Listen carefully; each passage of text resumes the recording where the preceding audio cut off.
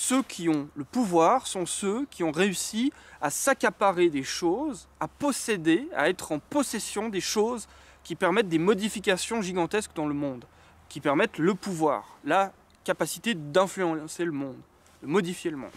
Alors, il y en a eu des tas de pouvoirs. Il y a eu le pouvoir militaire, c'est la capacité de tuer d'autres êtres humains. Il y a le pouvoir qui est la possession de la nourriture, la possession de diverses choses. Le pouvoir qui est la communication, que l'Église a maîtrisé à merveille, et d'autres gens ont maîtrisé à merveille, et d'autres gens à l'heure actuelle maîtrisent à très grande échelle. La communication est un pouvoir, c'est le pouvoir de donner des idées aux autres. Et on voit bien que beaucoup de ces pouvoirs ont comme principe le pouvoir sur les autres êtres humains. On pourrait imaginer un pouvoir qui est un pouvoir directement physique. Si je pouvais me téléporter et modifier à ma guise les matières autour de moi, j'aurais un immense pouvoir. Mais la plupart des pouvoirs qui se sont réellement produits dans l'humanité sont des pouvoirs qui consistent à posséder des parties de l'existence des autres êtres humains. Je possède la nourriture et une épée pour défendre cette nourriture, et je la distribue, et donc les autres gens sont à ma merci et doivent m'obéir. Ou je possède la capacité de protéger les gens, ça c'est plutôt le seigneur féodal. C'est moi qui ai la possibilité de protéger les gens, donc les gens viennent autour de moi et me demandent de l'aide, et deviennent des gens qui me servent. Et tous les pouvoirs de l'histoire de l'humanité ont été voilà, une capacité d'influencer le monde et d'influencer les êtres humains la plupart du temps. Et les groupes humains se sont toujours battus les uns les autres pour posséder plus de pouvoir, pour ne pas être dominés par l'autre, donc lui servir et devenir comme lui. Beaucoup se sont fait dominer et donc sont devenus comme le dominant le voulait, et beaucoup se sont battus. Et donc il y a eu des conflits entre plein de formes de pouvoir. Et depuis le début de l'ère industrielle, une manière d'obtenir le pouvoir, et systématiquement la plus efficace, c'est d'industrialiser et de produire massivement ce pouvoir. D'utiliser la technique, la production de masse, via la technique, via les machines qui vont dépasser la capacité des êtres humains. Utiliser ça pour obtenir le pouvoir. Donc industrialiser l'armement. Tous les humains qui ont remporté le pouvoir depuis l'ère industrielle sont des êtres humains qui ont industrialisé l'armement. Tous ceux qui ont obtenu du pouvoir dans la communication sont ceux qui ont industrialisé la communication. Tous ceux qui ont obtenu du pouvoir depuis l'ère industrielle sont ceux qui ont industrialisé la manière d'obtenir ce pouvoir. Pour vous donner une idée de la gigantesquissime somme de pouvoir qu'on a obtenue par l'ère industrielle, alors évidemment vous en avez plein en tête, hein, les avions, les mitrailleuses, les bateaux, les voitures, les moteurs à explosion, mais j'en pensais un juste à présent en marchant, le téléphone portable, bon ça tout le monde le dit, mais imaginez cette petite chose. Je peux prendre une photo de ma tête en quelque chose comme 2 secondes. Je peux l'envoyer sur Facebook et une centaine d'êtres humains en France et en Suisse peuvent la voir 10 secondes après. Et la voient 10 secondes après. Grâce à la technique, je peux faire ça. Combien de centaines de millions d'esclaves dans l'Antiquité il aurait fallu pour faire ça? Eh bien, ça se compte même pas en milliards, parce que c'est impossible. Il aurait fallu qu'il y ait un esclave capable de me dessiner aussi parfaitement qu'une photographie, tous les 10 mètres, parce que le réseau Internet, là partout j'en ai. Donc il aurait fallu un esclave tous les 10 mètres, ou un esclave qui me suit, ça aurait été plus pratique. Mais là, il en aurait fallu un qui suit tout le monde. Mais il aurait fallu un esclave tous les 10 mètres, capable de me dessiner en quelques secondes, d'envoyer ce dessin à plusieurs centaines de personnes en quelques secondes. Vous imaginez c'est juste, on a dépassé toutes les capacités que les esclaves pouvaient fournir. Donc, on ne peut même pas comparer la capacité industrielle, voilà, de distribuer une image à la capacité artisanale, parce que même si j'avais 60 milliards d'artisans pour m'aider, je ne rivaliserai pas avec ce que l'industrie a produit comme capacité de diffusion de l'image. Et c'est pareil dans tous les domaines, ou à peu près tous les domaines. Parce que justement, il y a un domaine qui est un domaine de pouvoir immense, gigantesque, mais on en parle assez rarement, on en parle quand même un peu, mais on en parle rarement parce que justement ce domaine n'a pas encore été industrialisé. Et je pense que c'est le prochain domaine qui fera obtenir à certains humains qui vont réussir à l'industrialiser le pouvoir ou la prochaine source de pouvoir immense. Ce domaine, c'est notre reproduction, c'est la fabrication d'êtres humains. Jusqu'à présent, on continue à produire des êtres humains de manière naturelle, de manière artisanale. On travaille tous individuellement, de notre côté, ou non, à produire des êtres humains. Et la production d'êtres humains n'est pas industrielle. Alors il y a eu des politiques qui visaient à aider à augmenter la natalité. Il y en a eu dans l'histoire, mais là on est face à une politique qui aiderait les artisans. Ce n'est pas une politique d'industrialisation. Mais je pense que la prochaine étape d'industrialisation de notre humanité, et donc de prise de pouvoir d'un groupe, c'est l'étape qui consiste à produire de manière industrielle des êtres humains. Le groupe humain qui arrivera à produire, en plus de tous les autres types d'industries qu'on a déjà, la production industrielle d'êtres humains, ce groupe-là prendra le pouvoir. Ou prendra un pouvoir gigantesque. Parce que depuis la révolution industrielle, tous les groupes qui réussissent à industrialiser une chose qui n'était pas encore industrialisée et qui donne du pouvoir, tous ces groupes ont gagné. Tous ces modes de vie ont gagné. Et donc, on peut imaginer plusieurs formes d'industrialisation de l'être humain. On peut imaginer une première forme qui est la production massive, en grande quantité des êtres humains.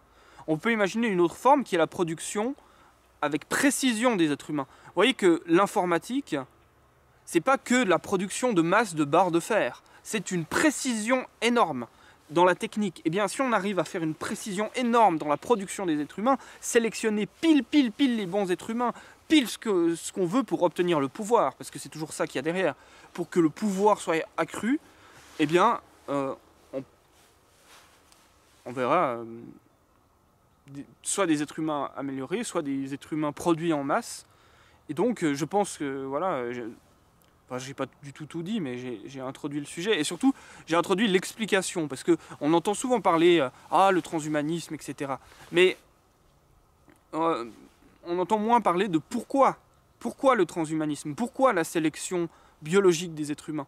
Alors le transhumanisme, c'est la version qui consiste à dire non, on ne va pas industrialiser la biologie humaine, on va introduire l'industrie technique dans l'être humain, en mettant des puces pour augmenter l'être humain, en mettant des cœurs artificiels, des poumons artificiels, tout technique pour augmenter l'être humain. Et est-ce que j'avais une conclusion? Je ne sais pas si j'ai une conclusion. Oui, peut-être une conclusion, c'est que toutes ces formes de pouvoir, il y a souvent eu des oppositions entre différents types de productivité. La Deuxième Guerre mondiale, même si c'est vraiment pas la lecture principale qu'on peut en faire, mais c'est quand même une lecture d'une opposition d'une industrie technique et performante contre une industrie ultra productiviste. C'est-à-dire deux types de concevoir l'industrie, deux types de manières de concevoir les fusils, les tanks, les avions. Une manière qui consiste à dire on va faire le meilleur tank, il va nous coûter très cher mais on va faire le meilleur. Et une manière qui consiste à dire on va faire le plus optimal mais aussi dans sa rentabilité. Et donc là on a eu la Deuxième Guerre mondiale, un affrontement sur le plan industriel de deux types d'industrie qui est l'industrie de la performance maximale contre l'industrie de l'optimisation maximale. Optimisation au sens coût de production et quantité de production. Et là, peut-être que c'est pas à cause de ça, mais en tout cas, c'est l'industrie de la production de masse qui a gagné face à l'industrie de la production de qualité. Et ensuite, pendant la guerre froide, on a vu de nouveau deux types de manières de concevoir l'industrialisation s'opposer. Une manière qui consiste à dire on va tout optimiser à l'échelle de la nation, on va tenter de produire industriellement à l'échelle de la nation, et puis le but final c'était à l'échelle du monde, c'est-à-dire on produit là tant de charbon parce qu'on en a besoin ici pour cette usine, pour cela, et toutes les usines sont interconnectées pour bénéficier des surproductions de l'une de l'autre, donc on gère tout. Donc ça c'était le modèle communiste, enfin, l'industrie communiste, où on gère tout à grande échelle, face à un autre type d'industrie qui était l'industrie plutôt des Américains et par après des Européens, enfin même pas par après, c'est la même en fait. Mais enfin bref, je ne vais pas rentrer sur les différences entre chaque truc, mais face à une industrie du bloc de l'Ouest, qui est une industrie où on optimise non pas la ressource sur tout le territoire, mais on optimise la volonté de chaque individu de produire quelque chose, en disant tu es libre de toi-même te lancer dans l'aventure pour gagner plus. Donc on joue sur sur l'individualisme de chaque personne qui veut lui-même être le propriétaire d'une usine. Et donc, sur ce plan-là, on optimise la volonté de chaque individu de produire. Et force est de constater, et de nouveau, c'est peut-être pas uniquement pour cette raison-là, n'empêche que c'est l'industrie du bloc de l'Ouest qui l'a emporté. Alors, les raisons là sont peut-être pas uniquement industrielles. Il y a plein d'autres, comme je l'ai dit au début, d'autres manières de concevoir le pouvoir, et donc ce qui va permettre de maintenir notre société, voire d'écraser les autres, et voire même de les assimiler. Donc peut-être que c'est d'autres facteurs, le pouvoir psychologique, le pouvoir de la communication, d'autres pouvoirs. Mais sur le plan de l'industrie, voilà comment ces deux industries, entre les communistes et entre le bloc de l'Ouest et le bloc de l'Est, s'est opposé. Et donc sur l'industrialisation de l'être humain, on va assister certainement à une concurrence entre plusieurs types d'industrialisation de l'être humain. Une première qui est la production de masse des êtres humains, qui va du coup pouvoir faire déborder la population, ce qui va poser des problèmes, le problème de malnutrition, le problème de il faut plus d'eau, etc. Mais suivant quel type de société va avec, ça peut être un essor gigantesque. Évidemment, dans la société individualiste, ça paraît un peu étrange de faire exploser la population, occidentale individualiste telle qu'on la vit à l'heure actuelle. Ça paraît bizarre parce que ça demanderait des quantités énormes d'énergie pour produire une maison par personne, une voiture par personne, etc. Mais peut-être que même ça, ce serait efficace. Mais on peut imaginer d'autres sociétés qui deviendraient plus... avec des systèmes de rationnement beaucoup plus complexes, avec peut-être des nouvelles technologies pour diminuer les besoins des êtres humains, je ne sais pas. Mais on pourrait imaginer, ou même des contrôles tellement efficaces que en fait, le fait d'avoir une grosse masse d'êtres humains ne devient pas tant un problème que ça, avec des technologies de contrôle par les médias, par l'information, ou même par, je ne sais pas, là on peut rentrer dans la science-fiction, des drogues, des puces dans le cerveau, peu importe. Là ça rentre dans la catégorie science-fiction, avec les drogues et les puces dans le cerveau, c'est peut-être trop poussé. Mais pas tant que ça, parce qu'on est peut-être proche d'y arriver. Donc voilà, cette catégorie de les industriels, de production industrielle d'êtres humains en quantité. Une autre version, c'est production industrielle des humains, mais de qualité. C'est-à-dire, maintenant, tous les humains qui naissent vont avoir 200 de QI et des muscles et de la motivation et plus de troubles neurologiques, plus de troubles de diabète, etc. C'est-à-dire une production, une optimisation dans la qualité biologique de l'être humain. Donc ça, deuxième type d'accroissement industriel de l'humain. Et troisième type, qui est un peu... c'est la rencontre du troisième type. Non on n'est pas encore à la version où les extraterrestres viennent nous enfiler leur ADN pour nous améliorer. Non. Troisième type possible, qui du coup est un peu à cheval avec en fait une autre forme de pouvoir industriel, c'est l'amélioration technique. C'est-à-dire, on met de côté la biologie. La biologie, finalement, c'est un peu de la merde. Et on augmente, grâce à l'informatique, grâce au progrès de la microtechnique, au progrès de tout un tas de technologies mécaniques et informatiques, on augmente la biologie humaine. C'est-à-dire on retire des parties de biologie à l'humain et on lui remplace ces parties par des parties mécaniques plus efficaces.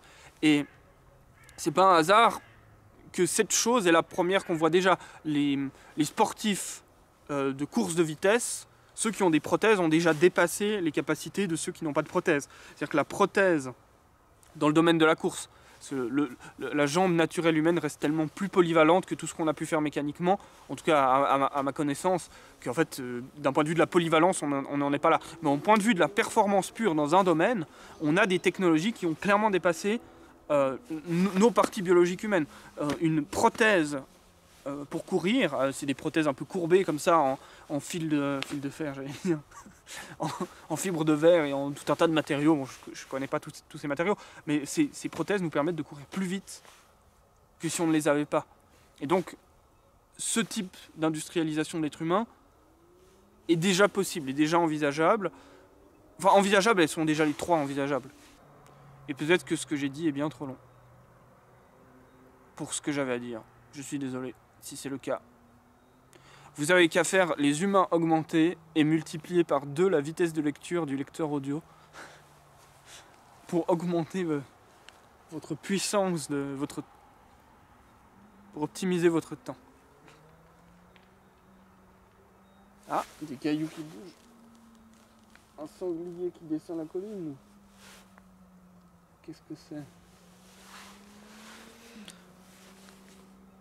Au revoir. Je vous souhaite une bonne soirée avec ce bruit de moteur à explosion complètement qui tourne trop vite. Au revoir.